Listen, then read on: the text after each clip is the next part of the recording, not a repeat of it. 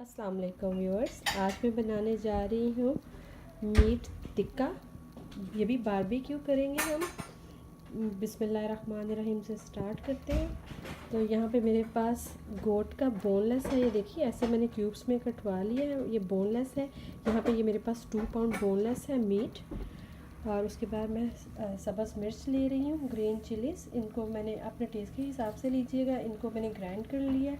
उसके बाद जो मैं मसाला यूज़ कर रही हूँ, ये मेरे पास टिक्का मसाला है नेशनल का। ये भी आपके क्वांटिटी के हिसाब से जाएगा। इसका भी टेस्ट बहुत अच्छा होता है।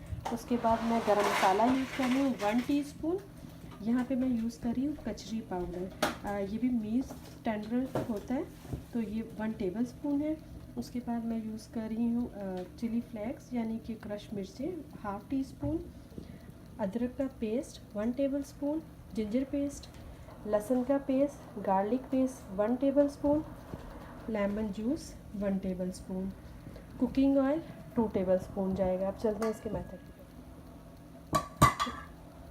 जी। तो सबसे पहले आपने मीट डाल दिया अंदर, और उसके बाद हम ये इसके ऊपर कचरी पाउडर जिसको कहते हैं मीट टेंडर, वो डाल के लेमन जूस डाल के हम इसको मिक्स कर लेंगे। तो हमने पहले मैरिनेट करके रखा हुआ था 10 मिनट के लिए। तो अब हम इसमें डालेंगे 10 से 20 मिनट्स मैंने दिए हैं। अब इसमें मैं डालूँगी ये सब्ज़ मिर्चें जो मैंने ग्राइंड करके रखी हुई हैं, लहसुन का पेस्ट, अदरक का पेस्ट, क्रश पेपर, गरम मसाला, और यहाँ पे मैं यूज़ कर रही हूँ नेशनल का टिक्का मसाला। देखिए आप अपने टेस्ट के हिसाब से लीजिएगा। फिर मैं दोबारा से आपको कह रही हूँ कि ये आप अपने टेस्ट के हिसाब से डालिएगा। इसमें अब मैं साथ ही शामिल कर दूँगी कुकिंग ऑयल।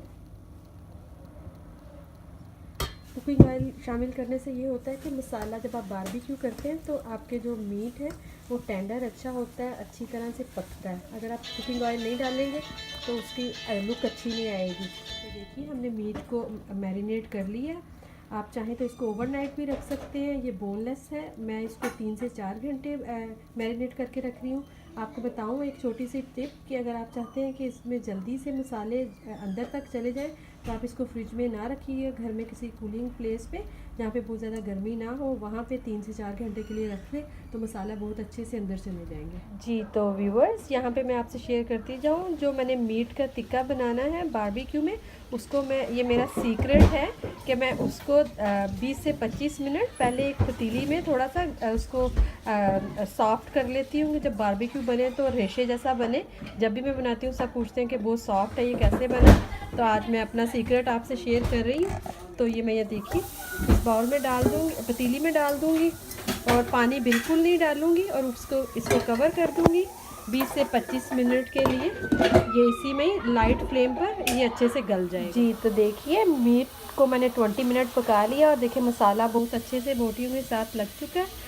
तो अब हम इसको ग्रिल कर लेंगे बारबेक्यू पे। तो व्यूअर्स देखिए ये मैंने ग्रिल पे एक एल्युमिनियम फाइल बिछाया, और उसके ऊपर जो मीट के पीस है, मीट का टिक्का है जो मैंने ऑलरेडी थोड़ा सा कच्चा पका किया हुआ है, तो इसके ऊपर अब हम इसको ग्रिल कर लेंगे।